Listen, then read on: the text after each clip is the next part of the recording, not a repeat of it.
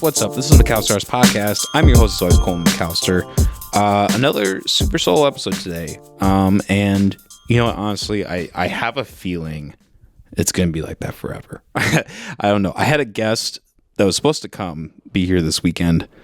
And she just didn't show up. And I don't know. So, I mean, I don't know. I'm done with it. Even people that I want on, I don't know. Come on, me and Lolo's podcast. I don't tell you.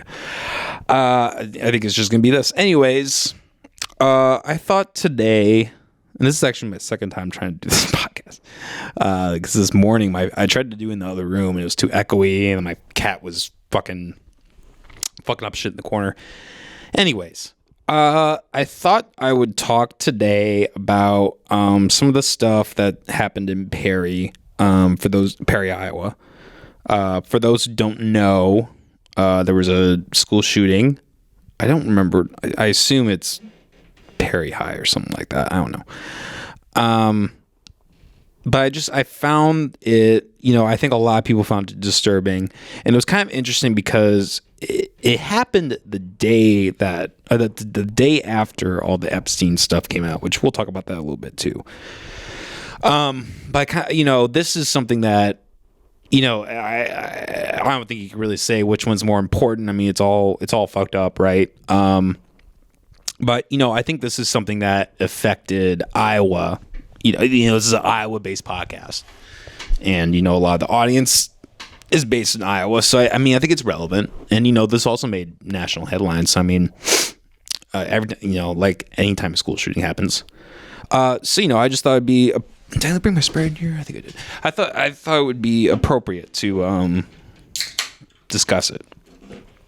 For those who don't know, Dylan Baker went into a high school. Like I said, I think it's Perry. I guess I don't even know the name of the school, but he went to that high school and opened fire. And it was really weird because, not weird, but you could tell from the get-go that this man was. I don't know. They didn't announce it right away, but just the fact that he went in at 7:30 in the morning. If he was stable and had really planned it out. Why would you go that early in the morning, right? I'm not trying to be I'm not trying to sound any way. I'm just speaking logically, right? Columbine, they went in when everybody was there, right? So and from reports, it looks like he was bullied. His whole life, and apparently his sister was starting to get bullied, so there might be some correlation there. They didn't announce anything, but I would almost be curious if the person that did die had anything to do with that, because he was a sixth grader, which is very sad that someone that young died. It's sad when anyone dies, but especially a child. It's just that it's like my friend that died when I was a kid. It really fucked me up because there's something that. When a life that young is robbed, it just hits you that much more. And I remember I was originally going to do a live stream that evening, just kind of talking about my thoughts about it. But I ended up being really emotional that day. And it affected me. It really kind of just put me in a bad mood, sent me spiraling into, just a lot of anxiousness and depression. And yeah, and I think there are probably a lot of people that felt like that. And I want to get into this in a little bit, but one thing I did kind of appreciate was, from what I saw on social media, it wasn't really about nobody really made a big deal about the gun issue, right? It was more about this tragedy happened, and I think that's a good ground that everyone should unify around that, right? We should all unify around the fact that this thing's horrible, and we need, as a society, as a government, to take action, right? And I think in response, I think it was Siouxland Christianity or some Christian school in Siouxland. I saw a headline that said that they were going to have armed staff, which in my opinion is great.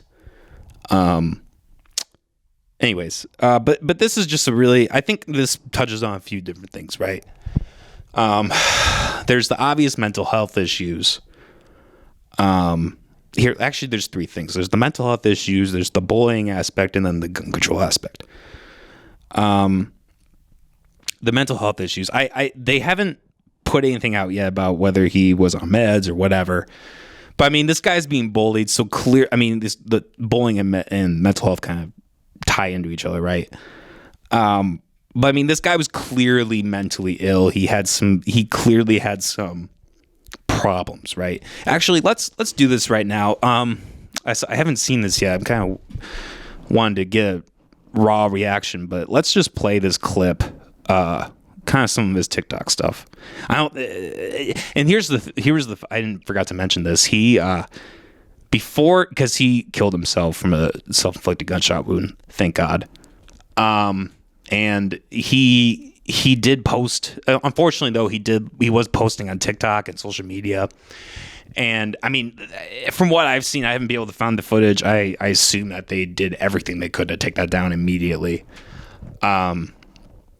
But, you know, I think the fact that he was glorifying himself, and the really fucked up thing is there were even comments in that TikTok that was like that were like promoting him, right? Like promoting him to like or almost like he's cold with the Glock, you know? And it's like, no, this motherfucker just he just shot 6 people and killed one of them. I mean, that's I don't know. It's fucked up where society is these days. But let's play this. And this is my first reaction to this, so. It's a Louis Vuitton backpack and it's unisex. Question, does the devil wear... Okay, so this is a video. You can't hear any sound, but this is a video of him and another guy playing guns with sticks. Which, you know, I that's kind of a weird thing too, right? Not even a weird thing, but like, you know, I remember, I mean, he was a little old in this, maybe, but... I remember the day and age where you would like play fake guns. I remember me and my friends would we would shoot each other with airsoft guns. I think that's something too, right? Is like people, it's like with Combine, right? Like these kids played video games. So they're like, oh, the video games make you violent. And I think a nuanced perspective is important in this. Anyway, let's continue. This is him fighting with a stick. They're saying he was a... Okay. I don't think there's any more footage. Let me scroll through. Yeah. Okay. So, I mean, from that footage, you can see he's clearly mentally ill, right? Like he's got some kind of maybe social anxiety. Maybe he's on the spectrum. I mean, who knows, right? And that's kind of another unfortunate thing too, right? About, you know, me being autistic is you do find a lot of times where these people are on our spectrum. And look, I mean, fuck, I'll be frank with everybody. I remember growing up in high school, kind of having thoughts like this, right? Like, I was bullied. I was harassed. I had a lot of issues with my friends, my mental health. I was really suicidal. And that definitely went through my mind.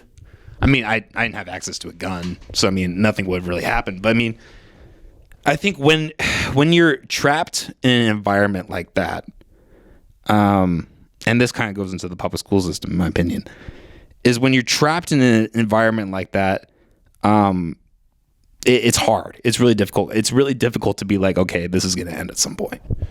Like when you turn 18, when you graduate, like it won't always, it won't end, but at least you won't be trapped. You have a little more flexibility on how you can navigate the world. And, you know, someone like Michael Malice, you know, he's made a really good point about this with public schools.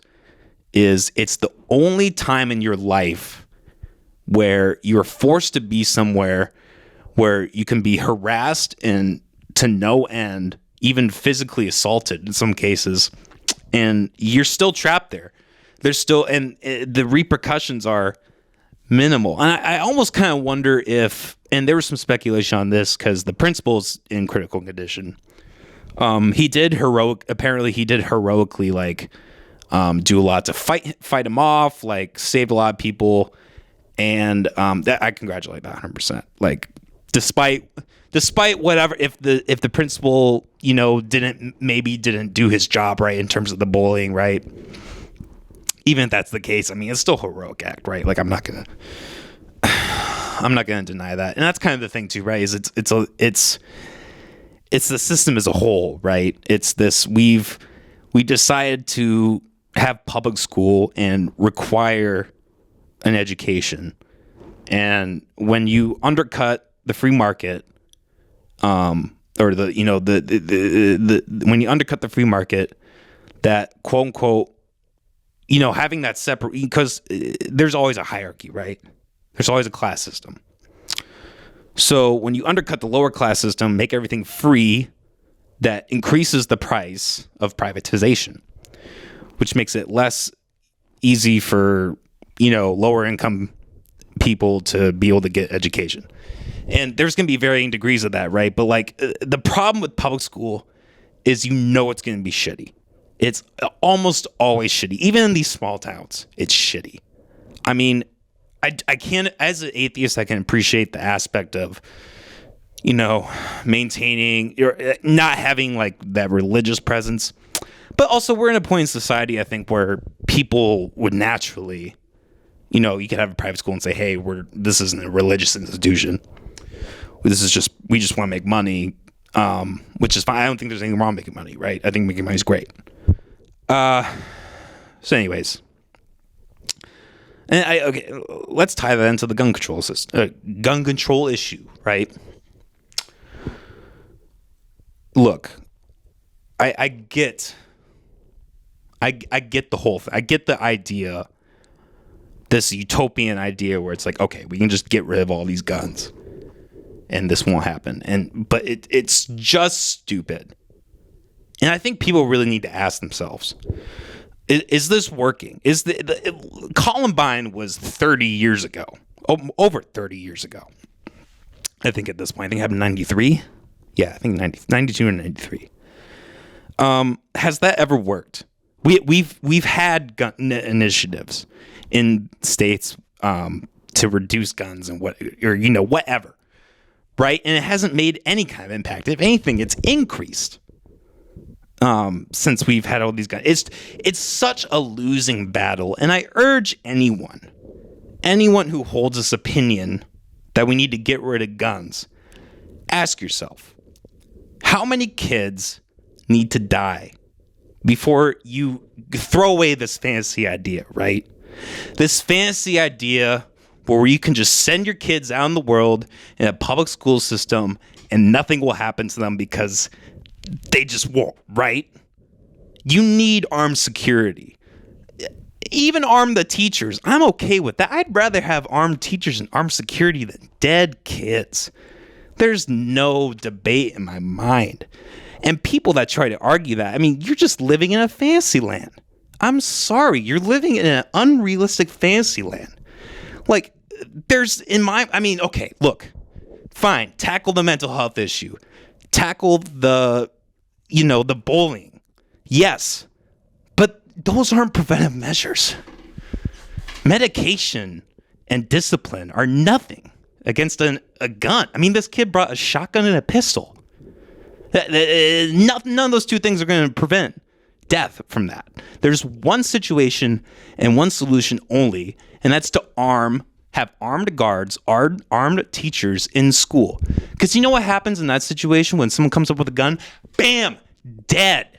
No kids. Just the one motherfucker who should have died in the first place. Sorry. I know he was a kid, but if you're going to have malevolent intent like that, at that age, if you're going to kill other people, then yeah, you get what is coming to you. I'm sorry. But anyway, so this riles me up, right? Because and people think I'm taking a moral high ground or I'm taking some super libertarian stance just to be right, and that's not the case. Like, this pisses me off seeing these kids die. And I'm doing this because I truly believe that that is the solution.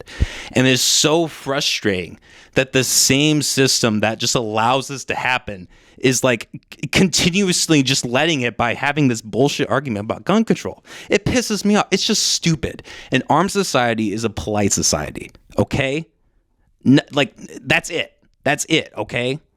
Show me proof of otherwise. Show me proof. Please drop it in the comments. Show it to me. It's not there. But look, I mean, and again, I think the closing point on this is the key thing is we don't want dead kids. We don't want violence. And this is the best way to do that. And, for hiring security guards, yes, there have been cases where adults have gone into schools and shot them up. Excuse me. And that's very sad. But statistically, it's other children. It's other children coming in with guns and shooting it. So, that's a base level in itself, right? But just disregard all that. Fine. Do background checks. Have an interview process where you can scope out whether this guy's a fucking maniac or not, whether he should be walking around having a gun or not. Do that process. I still in my mind, I feel like that is a better solution. It's just it's the only solution in my mind. So anyways, but look, to close, my hearts go out to the families of the people who have been killed and injured. Look, even the family of Dylan Butler, right? That's got to be tragic for them too. Even if they had some role in him acting that way, I still think that's sad. I still think that's tragic. You lost a son, right? You lost a son, and you also he did something horrible in the process, right? I can't even imagine how you can reconcile with that as a parent. That's why I don't have kids. Because my kid, no, I'm kidding. I shouldn't make jokes. Yeah, I shouldn't make jokes. I was trying to think, I'm like, is there a way I can kind of spin this to have some dark humor? But you really can't. There isn't really any substance there. It's just sad. It's just sad when kids are involved, when shootings like that happen. It's really, it can be done. It can definitely be done. It's been done, but in my mind, I can't make a joke out of that. Anyways, in other news, let's talk about fucking Epstein shit. Good old Jeff. My name is Jeff. So obviously those who, unless you live under a rock, Epstein's list, or so I should say, 40, I think it's 40 documents and about 940 pages ish. I skimmed through a little bit of it, but that colossal of a document. And let me just say, off the bat, right? When they do these fucking data drops, and this is the problem. The whole system as a whole, right? Is the legal system? It's so dense. It's like when the government passes bills, right?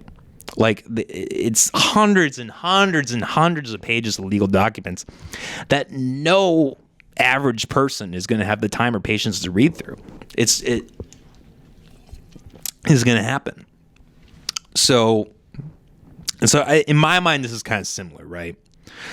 You're just going to intentionally have a system where you're going to make people really, really, really search, right?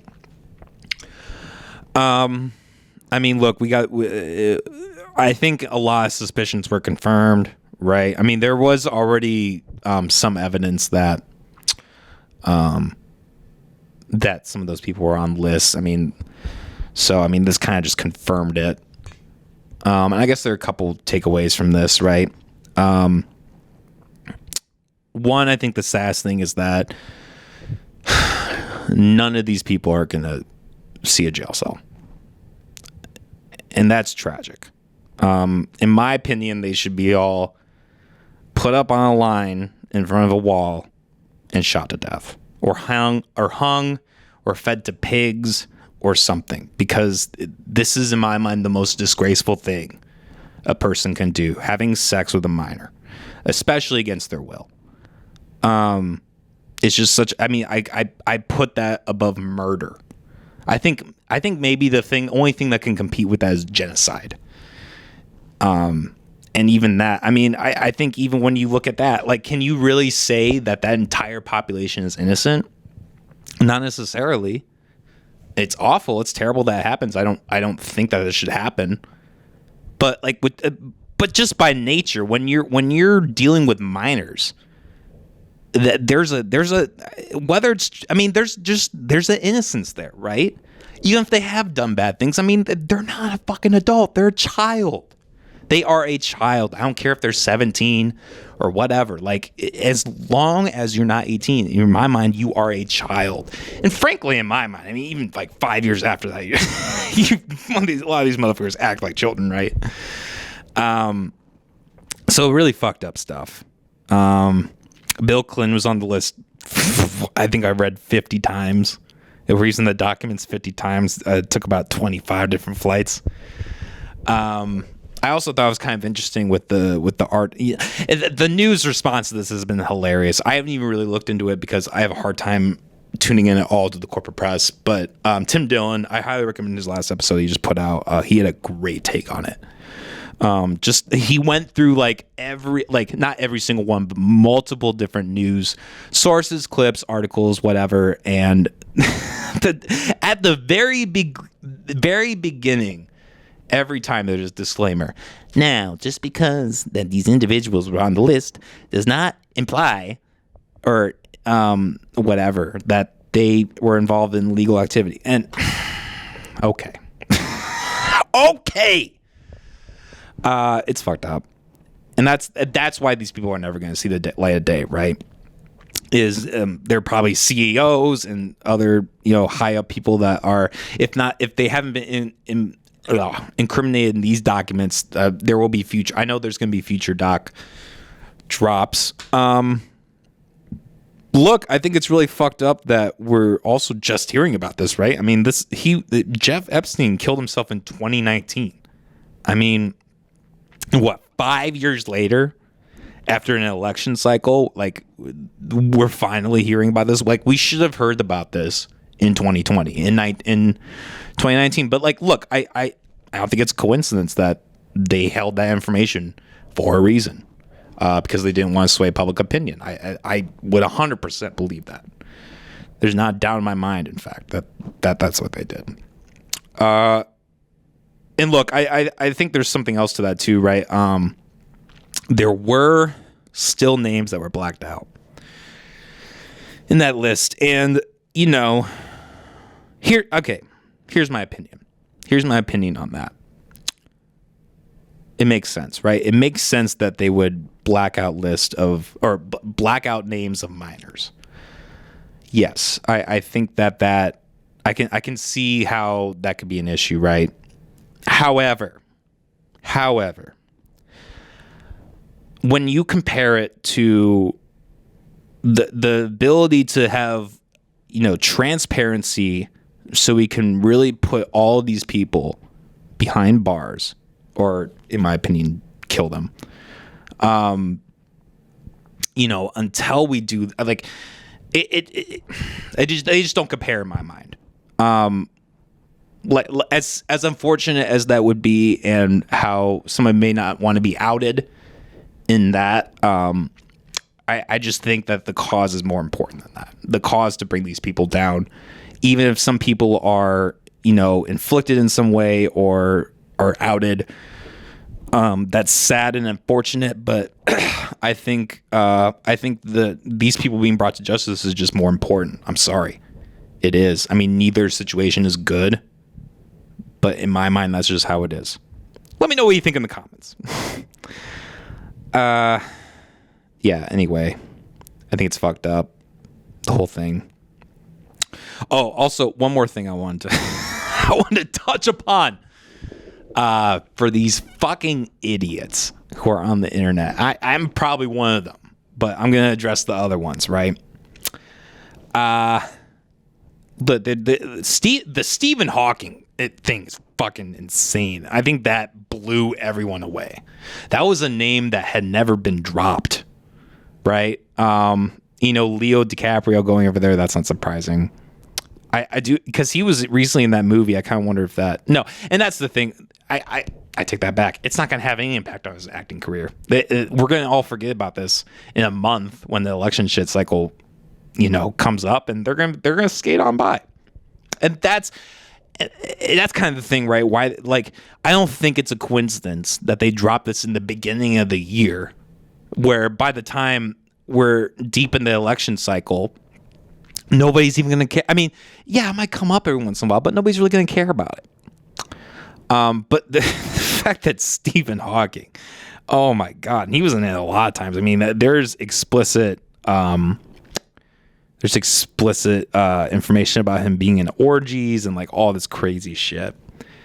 And I think it's obvious that the reason that they were revealing of him is because he's dead, right? I don't know if anybody's seen The Theory of Everything, but even in that movie, he was depicted as like just a fucking perv. I mean, he like, I think he had like 3 different wives or something like that, or 2 different wives. I don't know, multiple different partners. So it is not all surprising that, to me, I mean, despite the fact that he was as disabled as he was, I mean, it still fucking worked, you know? I could totally see it. You can't imagine his robot voice like, come over here, suck on my dick. As fucked up as it is, I have been getting a kick out of the memes. I won't lie. The memes have been pretty hilarious. But again, I mean, it's a tragic thing, right? And I just want to say this one thing about Stephen Hawking is this retarded correlation where people will say, oh, he didn't believe in God, and this is why he did this, because he was a sinner, because he didn't believe in Jesus. Yeah, let's discount the thousands of cases from like Christian leaders fucking doing the same shit, literally. Let's forget all of that. Let's focus in on this one fucking time. Not one fucking time, but you know what I mean.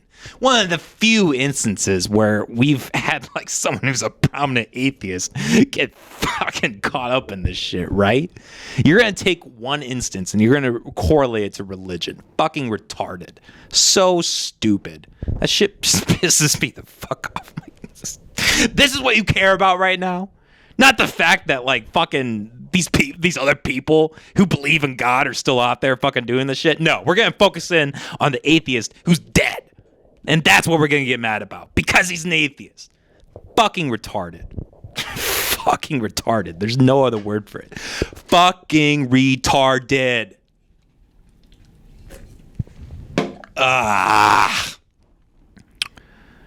That's how I feel. That's how I fucking feel. Did I mention this in my second take of this episode? I'm getting all out now before we record the Guts and Gore episode. Dropping this Thursday at 2 p.m. One last thing I wanted to talk about. Kind of wanted to update everybody on Dry January. I'm on today, as I'm recording this, I'm on day 7 of 31. So almost a fourth of the way there. And I don't know. I don't know how I feel about it. I'm kind of thinking in my mind this might be the last year to do it. I just don't really know how much benefit I see from it. It might be, I mean, you know, maybe towards the end of the month, my mind will be changed. But, I mean, overall, the withdrawal hasn't been that bad. I mean, I've had moments and spurts where it's kind of almost like an itch. Like, oh, I could go smoke. Or like, you know, maybe there's some like, it is a good way to kind of like nuke the anxiety at some points. But like, I don't really see that much more of a benefit. And, you know, last year it was different, right? Because I was coming off pornography addiction. You know, I quit drinking that year. So I think I felt a lot better not drinking. But look, I mean, I'll say it. I don't think, I've said before, I don't think cannabis has a negative effect on me, as negative effect on me as other drugs. Excuse me. I'm sure you could correlate. I'm sure you can correlate different things with it. Like, look, like, do I overeat? Yes, definitely. That's like probably in my mind, that's like the biggest con. And the biggest thing that I take away and appreciate is like kind of just a lower appetite. You know, and I'm exercising right now, so I'm really hoping that those things kind of even out. But there's one other negative. I can't even think of it off the top of my head. I can't even really think of it. I don't know. I think really that's the only negative is like the eating aspect.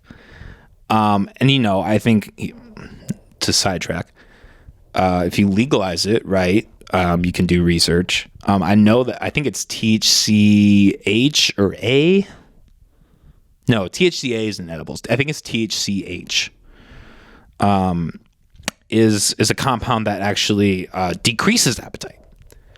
So there are. I mean, I remember like smoking HHC and Delta 9. I mean, the highs are kind of shit, but like